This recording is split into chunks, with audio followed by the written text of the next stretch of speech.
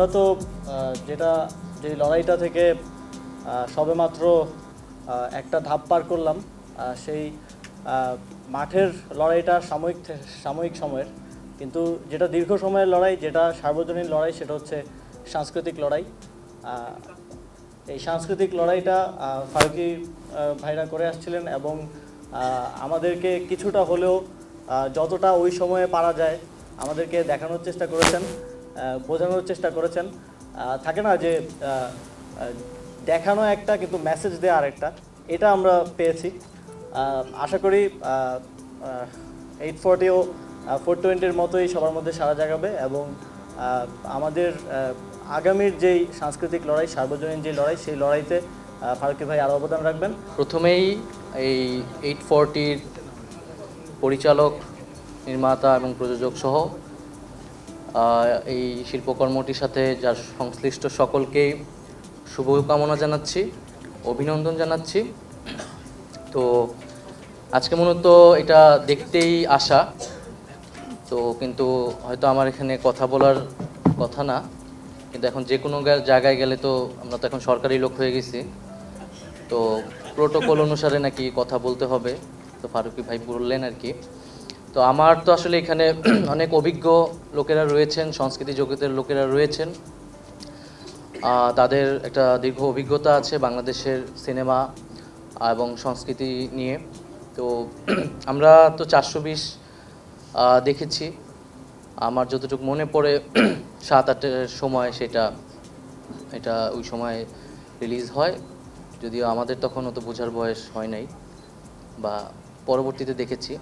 তো আমরা সবসময় খুব সহজ সিম্পল কথাটা যেটা আমরা প্রত্যাশা করি একজন শিল্পী, একজন সাহিত্যিক বা একজন পরিচালক, তার কাজ সমাজের বাস্তবতাটা আসলে তুলে ধরা। তো আমরা আসলে বিগত যে আমরা বলতেছি যে একটা ফ্যাসিবাদী সময় আমরা পার করলাম, সেই সময় আসলে আমাদের শিল্পী, সাহিত্যিক বা আমাদের সিনেমায়, আমাদের সাহিত্যকর্মে আসলে কতটুকু সেই সমাজ বাস্তবতাটা ফুটে উঠেছিল, এটা আমাদের এখন আসলে একটা গবেষণারও বিষয়।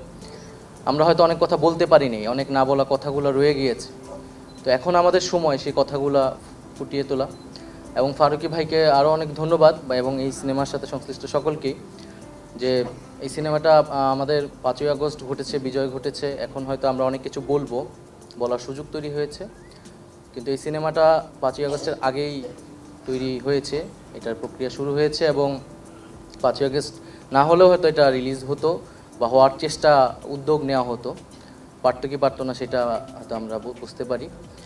তো সেই জায়গা থেকে আমরা বলবো যে হচ্ছে আমরা একটা ফ্যাসিজম আমরা বলি, এবং ফ্যাসিজম কেবল রাষ্ট্রের বিষয় না আসলে, এবং আমরা শুধুমাত্র স্বৈর শাসকের পতন ঘটিয়েছি এরকম না। ফ্যাসিজম হচ্ছে যেটা সমাজের রন্ধে রন্ধে ছড়িয়ে যায়, মানুষকে কলুষিত করে, মানুষের মনস্তত্ত্বকে পরিবর্তন করে দেয়। ফলে আমরা হয়তো রাজনৈতিক একটা লড়াই মধ্য দিয়ে আমরা এসেছি, সেই লড়াইটা এখনও চলমান, কিন্তু আমরা যদি নতুন সমাজ এবং নতুন মানুষ তৈরি করতে চাই, তাহলে আসলে সেই মানুষের মনস্তত্ত্বটা পরিবর্তন প্রয়োজন, এবং সেটার জন্য সবচেয়ে গুরুত্বপূর্ণ যে দুইটি সেক্টর, সেটা হচ্ছে শিক্ষা এবং সংস্কৃতি।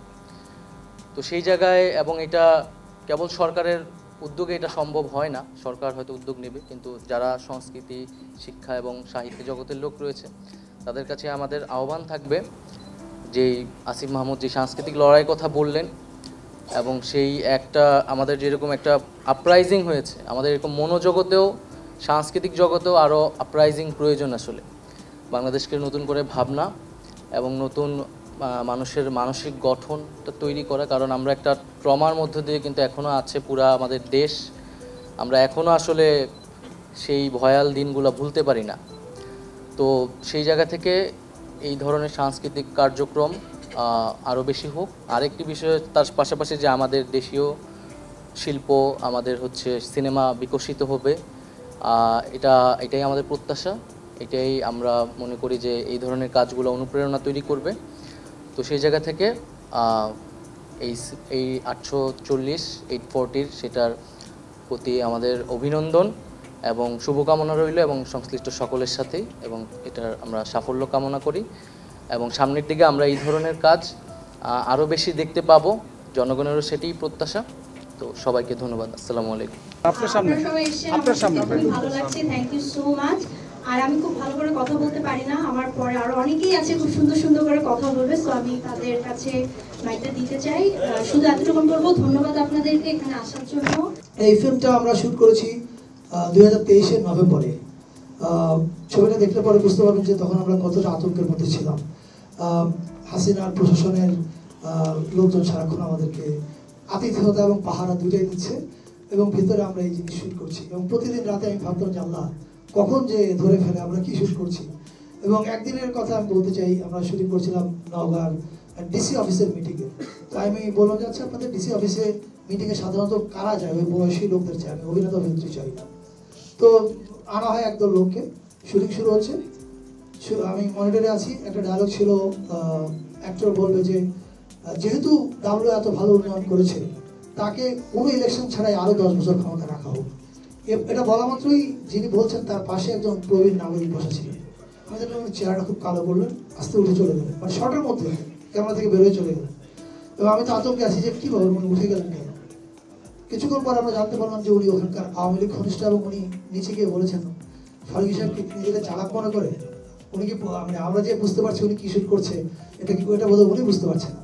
So that was the environment যেটার মধ্যে আমরা শুট করেছি।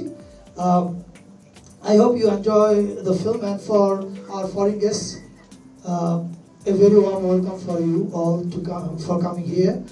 You are going to experience a film which we are calling Democracy Private Limited, aka 840. Why Democracy Private Limited? That you will experience yourself when you watch the film. Thank you.